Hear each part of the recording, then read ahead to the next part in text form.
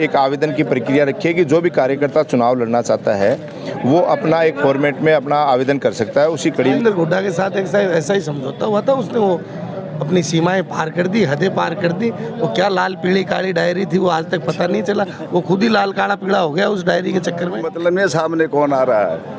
हमारा तो कैंडिडेट विजेंद्र ओला है जो 60,000 ऊपर मतों से जीतेगा।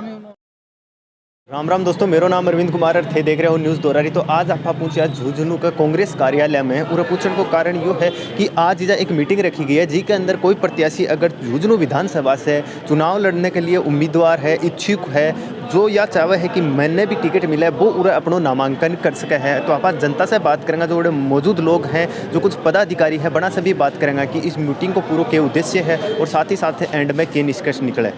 आज हमारे एआईसीसी और पीसीसी की तरफ से जो निर्देशित था, क्योंकि कांग्रेस सबसे बड़ी देश की लोकतांत्रिक पार्टी है और कार्यकर्ताओं को सबसे ज़्यादा महत्व दिया जाता है, उसी कड़ी में आज हमारे ब्लॉक स्तर पे हमने एक आवेदन की प्रक्रिया रखी है कि जो भी कार्यकर्ता चुनाव लड़ना चाहता है वो अपना एक फॉर्मेट में अपना आवेदन कर सकता है। उसी कड़ी में हमारे अयूब जी प्रभारी पधारे हुए हैं और झुंझुनू और गडानिया ब्लॉक की मीटिंग हमने झुंझुनू में रखी और यहाँ लोगों से आवेदन लिए हैं। जो भी लोग आवेदन आएंगे शाम तक, उन आवेदनों को हम कल डीसीसी में और परसों पीसीसी में भिजवा देंगे, ताकि जो भी व्यक्ति चुनाव लड़ना चाहता है और पार्टी अपने लेवल पे निर्णय करके जो योग्य उम्मीदवार हैं उनको टिकट दे दें।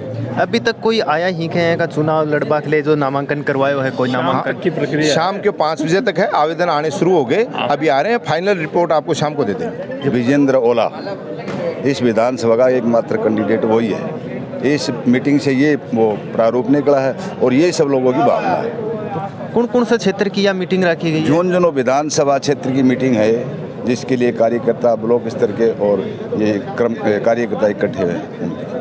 तो अब का जगह चुनाव हो रहे हैं, बड़ा में क्या उम्मीद है विजेंद्र जी से थाने? उम्मीद विजेंद्र जी से उम्मीद ही है, सारी उम्मीद पूरी करती रहा के आऊँगी जी, और उम्मीद विजेंद्र जी पूरी करता रहेगा, कोई दिक्कत ही को नहीं। कम 60,000 वोटों जीतेंगे। अच्छा, मतलब 60,000 वोट के अंतर से आपका विजेंद्र जी ऊपर कम नहीं, इस बार 60,000 से ऊपर जीतेंगे।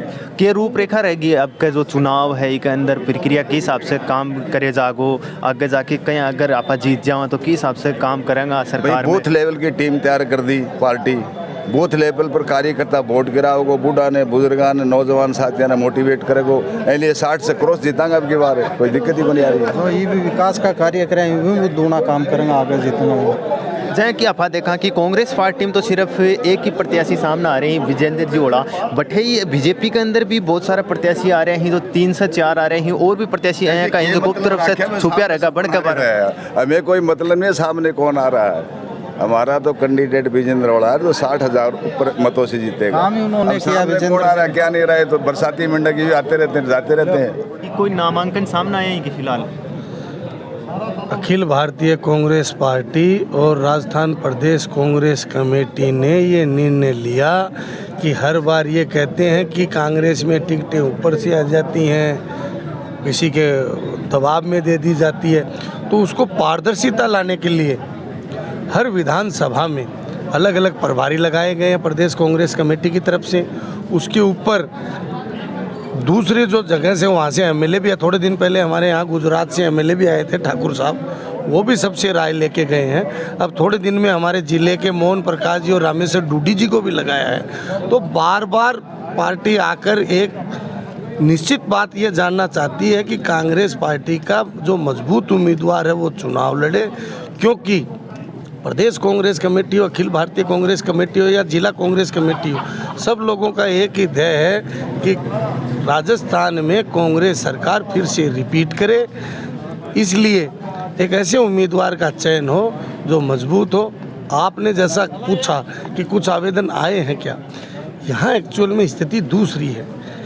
वर्तमान में यहाँ से जो विधायक हैं हमारे सम्मानीय ब्रजेंद्र जी ओला साहब, जो वर्तमान में मंत्री भी हैं, उनकी छवि लोगों के अंदर ऐसी ज़बरदस्त है, वो 36 कौम को साथ लेके चलते हैं। माइनॉरिटी के यहाँ हर कौम के व्यक्ति मिलेगा आपको, मुसलमान मिलेगा, हिंदू, माली मिलेगा, ब्राह्मण मिलेगा, खाती मिलेगा, सुनार मिलेगा, हर व्यक्ति मिलेगा यहाँ पर। और ये सब लोगों के साथ एक उनकी जो कार्य करने की जो छवि है, उनकी काम करने का जो तरीका है, वो बड़ा ही साफ और सुथरा काम करते हैं, वो सादगी पसंद व्यक्ति हैं। इसलिए यहाँ बेबुनियादी बात है किसी दूसरे का यहाँ करना कि मेरे को टिकट चाहिए, ऐसा कुछ नहीं है। वो अपने गांव में एक कहावत होती है कि गांव गेल एक बावड़ो आदमी हो रहे, तो ऐसा कोई व्यक्ति आ जाए तो उसका भी सम्मान है। पार्टी ने कहा है कि ब्लॉक अध्यक्ष उसको फॉर्म देंगे, वो भरेंगे, शायद शाम तक स्थिति स्पष्ट हो जाएगी कितने लोगों ने आवेदन किए हैं। बाकी यहाँ कोई बात करने वाली वो नहीं है।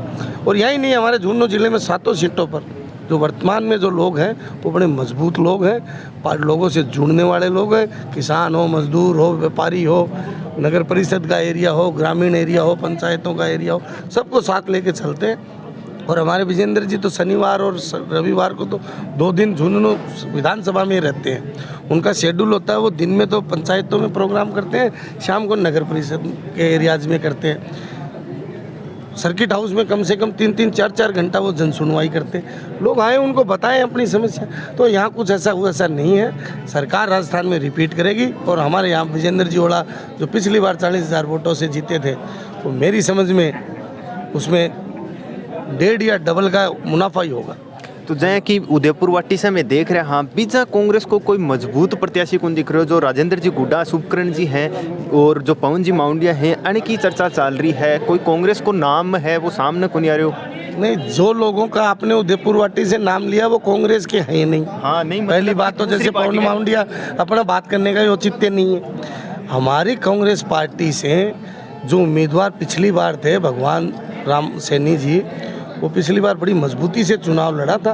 परिस्थितियाँ ऐसी हो गई कि 2-4 हज़ार वोट इधर उधर होने से उसमें ज़्यादा मार्जिन नहीं था। राजेंद्र जी गुड्डा के 58,000 आए थे, शुभकरण जी के 54 आए थे और हमारे वो भगवान जी के 53 आए थे।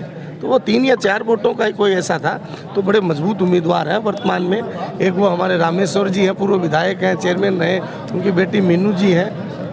तो कई लोग टिकट मांग रहे हैं। वो हमारे कृषि अधिकारी रामकरण सैनी जी मांग रहे हैं। अदर कास्ट में भी जैसे सुधींद्र मुंड है, युवा कांग्रेस के प्रदेश अध्यक्ष हैं, वो भी मांग रहे हैं। ऐसी कोई बात नहीं है। कांग्रेस बड़ी मजबूत है उदयपुर वाटी में। कुछ कारण ऐसे हो जाते हैं, कई बार परिस्थितियां ऐसी खड़ी हो जाती है कि समझौते करने पड़ते हैं राजनीति में। तो राजेंद्र गुड्डा के साथ एक ऐसा ही समझौता हुआ था। उसने वो अपनी सीमाएं पार कर दी, हदें पार कर दी। वो क्या लाल पीली काली डायरी थी वो आज तक पता नहीं चला। वो खुद ही लाल काला पीला हो गया उस डायरी के चक्कर में। तो उसका कुछ लेना देना नहीं है। कांग्रेस पार्टी बहुत वोटों से जीतेगी वहाँ पर इस बार।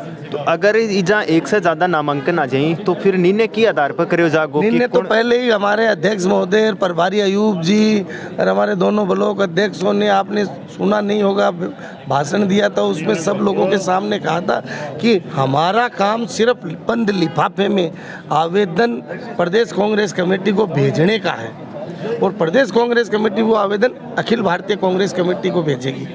अब फैसला वहाँ पर हमारी पार्टी में एक बड़ा ही एक कैडर है, एक सिस्टम सिद्धांत है कि कार्यकर्ता अपनी राय ऊपर भेजते हैं और उन राय के ऊपर आला कमान फैसला करती है। तो हमारे मल्लिकार्जुन खड़गे जी हैं, हमारे राष्ट्रीय नेता हैं, लोकप्रिय नेता राहुल गांधी जी हैं, इधर हमारे गोविंद डोटासरा जी हैं, अशोक गहलोत जी हैं, सचिन पायलट जी हैं, सीपी जोशी जी हैं, बहुत बड़े बड़े नेता हैं हमारे। वो फैसला करेंगे किसको टिकट मिलेगी। जी बहुत बहुत धन्यवाद।